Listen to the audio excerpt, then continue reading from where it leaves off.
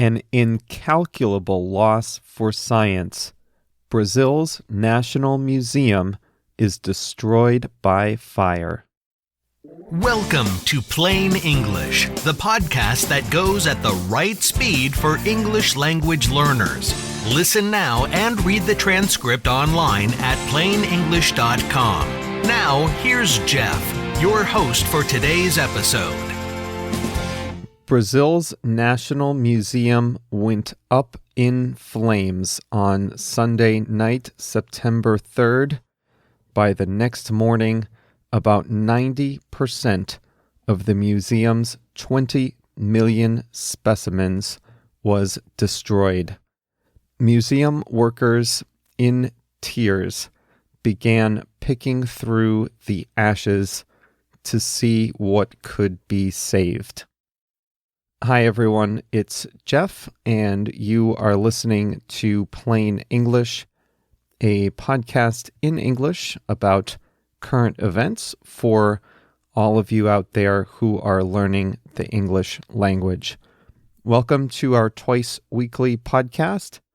Today is Thursday, September 13th, 2018, and this is episode 85. A transcript of today's program can be found at plainenglish.com/85. If you haven't seen the interactive transcripts, make sure to check them out, especially if you speak one of our 6 supported languages. They are Portuguese, Spanish, Japanese, Italian, French, and Chinese. plainenglish.com/85. A lot of you are listening on your iPhones, and that is fantastic. If you're listening via the Purple Apple Podcast app, take a moment and click the subscribe button. If you do that, not only will you get every episode of Plain English delivered automatically to your phone, but you'll also help new listeners find Plain English when they search for language learning tools. It was almost an unthinkable tragedy. Brazil's National Museum, one of the largest and most important museums in Latin America, was destroyed by fire, and about 90% of its invaluable collection was totally lost. Of all the hardships that Brazil has suffered over the last few years, violence in large cities, a paralyzing corruption scandal, the impeachment of a president and her removal from office, the jailing of an ex-president, a struggling economy. Of all those hardships, this was a kind of hardship that you almost couldn't imagine or predict. It struck a symbol of national pride, and the sense of loss was piled on top of the heartache and frustration that Brazilians have suffered in so many other parts of public life. Science and the arts museums are generally exempt from many of society's troubles. They tend to be a neutral ground, free of the conflict that can pop up in other parts of society. The National Museum held a priceless collection of over 20 million artifacts, including some of the most important scientific artifacts in Latin America. It held the equivalent of the British Museum twice over. Even the building itself was historically significant. It is where Brazil's independence decree from Portugal was officially signed in 1822. Prior to that, it had been home to emperors and a king. It is now a smoldering ruin. Heartbroken museum workers and preservationists are now picking through the ashes to see what, if anything, can be saved. The museum held an astonishing amount of treasure that told the story of human life over thousands of years. One of its most remarkable holdings was Lucia, a 12,000-year-old skeleton, the oldest human skeleton ever discovered in the Americas. The museum held art and ceramics from indigenous Brazilian cultures and contained information about tribes and cultures that are either endangered or extinct. Audio recordings of languages that are no longer spoken were destroyed. The sounds of those people are now lost to humanity forever. Artifacts from around South America, including weapons, statues, and urns, were lost, as was a 3,500-year-old mummy from Chile.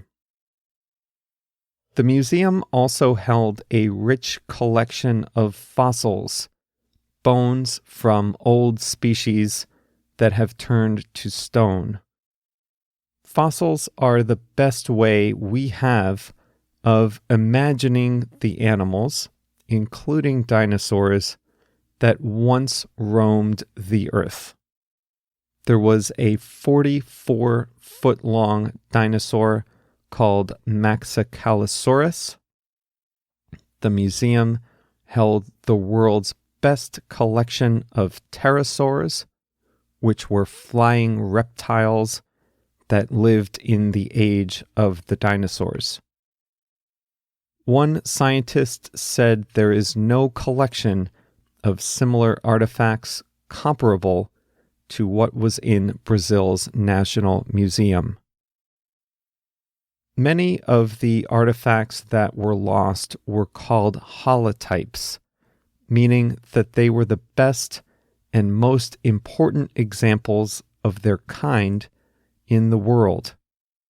That made the museum important not just to visitors, but also to scientists and researchers.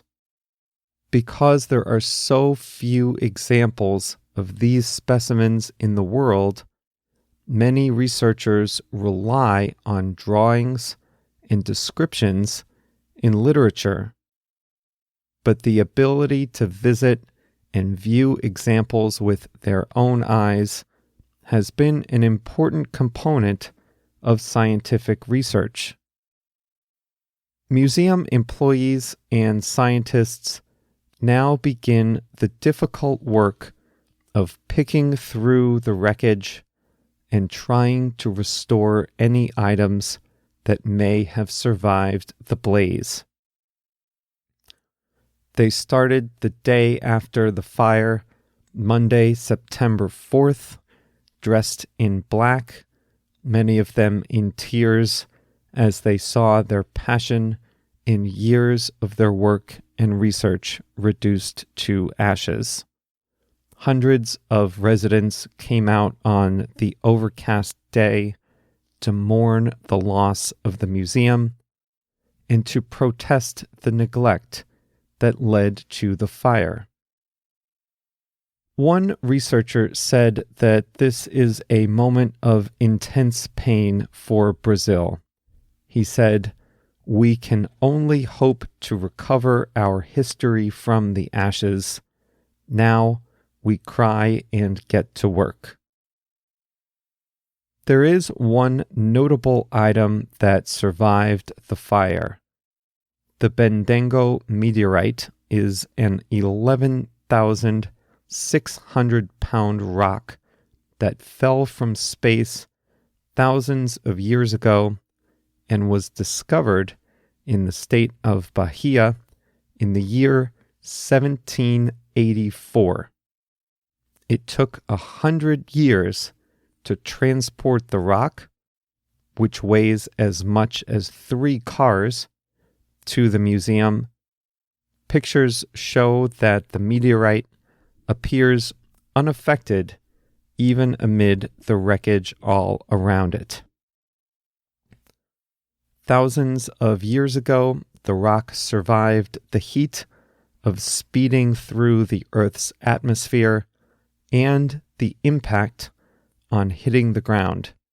It survived this fire too. Alexander Kellner, the museum's director, pointed to Bendigo and said, "It's there, Bendigo. As it resisted, we too shall resist." On Monday's episode, we'll talk about how this tragedy was preventable and how museums around the world are trying to digitize their collections in case tragedy strikes elsewhere.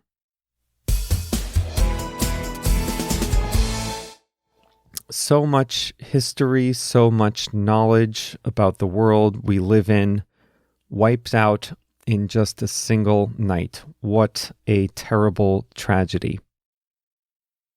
Well, as you know, JR and I like hearing from listeners, and you can get in touch with us via our Facebook and Twitter accounts. We are Plain English Pod on both of those websites. We wanted to say hi to a couple of listeners this week. First, Você, a painter from Buenos Aires, Argentina. He listens while he's on the bus. That's a good way to pass the time. Você sent me some examples of his work, which looks very interesting.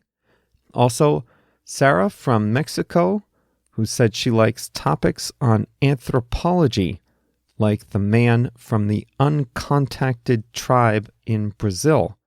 That was back in episode 74. If you didn't hear that one, just go back to plainenglish.com/74 to check it out. One great way to make sure you never miss an episode is to sign up to get the show emails. If you go to plainenglish.com/mail, you will be able to sign up.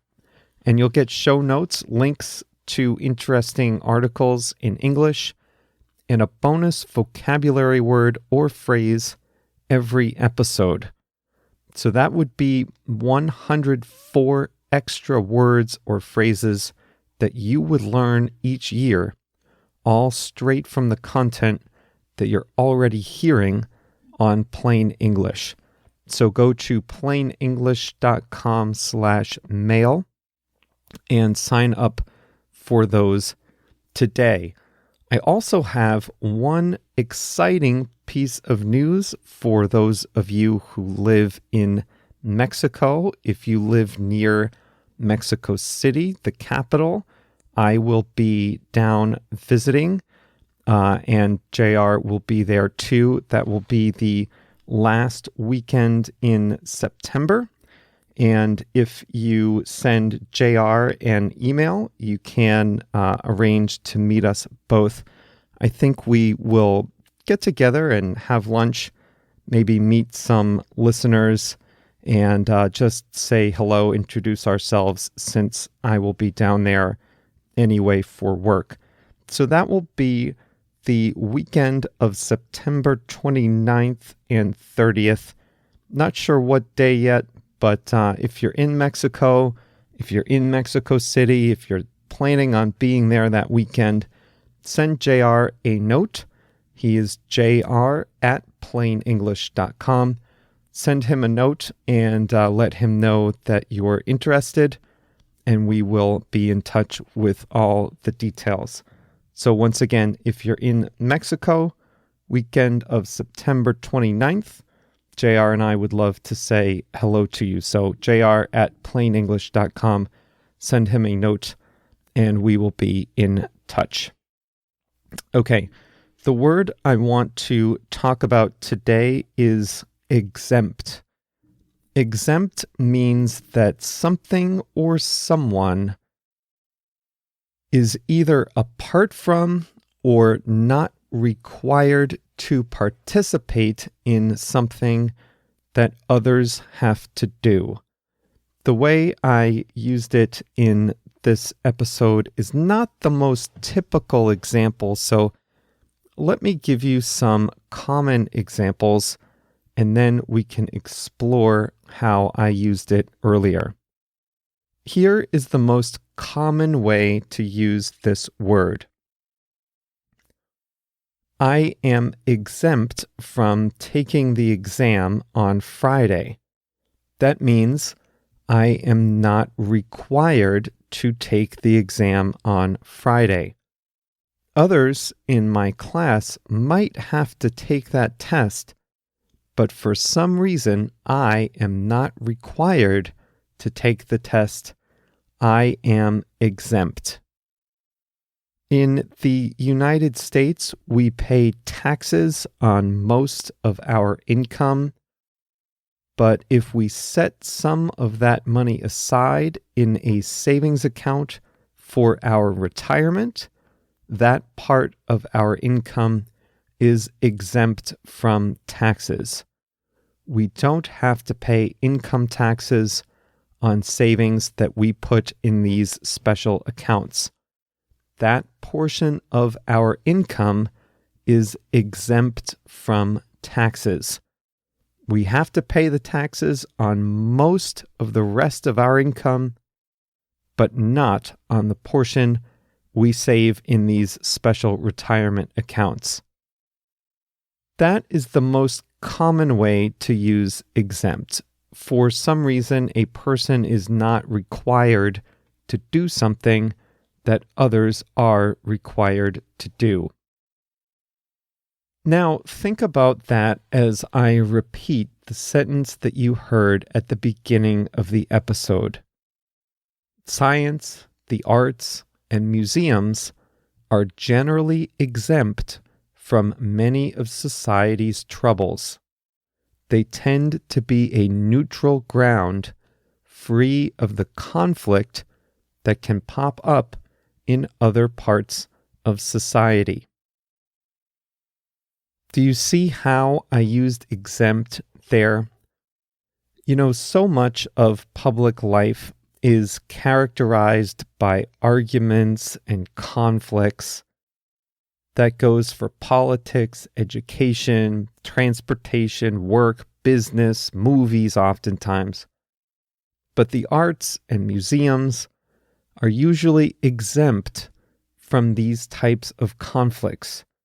They are neutral places where we can leave all of our other troubles and conflicts and disagreements behind.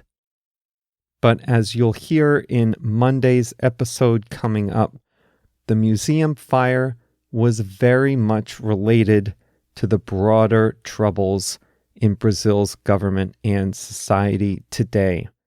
So in this case, it was not exempt, as arts and museums usually are, from society's wider troubles. Here's another similar example. Didn't sports used to be exempt from political conflict? I don't mean all the time, but it seemed like sports were a place where we could leave behind our troubles and differences and just enjoy the game. But increasingly, it does not seem to be exempt from these conflicts. These days, politics and societal conflict now tend to be part of the Olympics, and now protests in American football, and of course the corruption scandals in FIFA. That's it for today's episode. Remember that we'll pick this topic back up again on Monday when we'll explore the causes of the museum fire, the risk that other museums around the world face, and the efforts of museums and cultural institutions to digitize their collections as a hedge against a loss of their physical collection. Remember, if you click subscribe on Apple Podcasts or follow on Spotify, you won't miss it. See you right back here on Monday.